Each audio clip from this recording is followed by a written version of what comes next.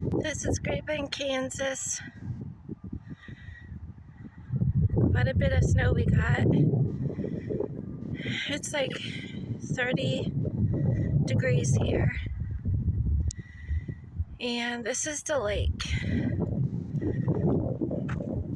That's the lake you see. All covered with snow. I'll get closer. But yeah, lots of snow. Got more snow last night. And right over here is the lake.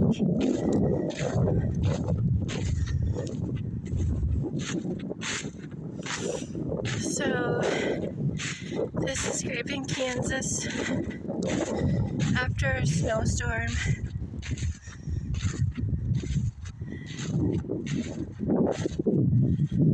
So hopefully you enjoyed that video about the snow video.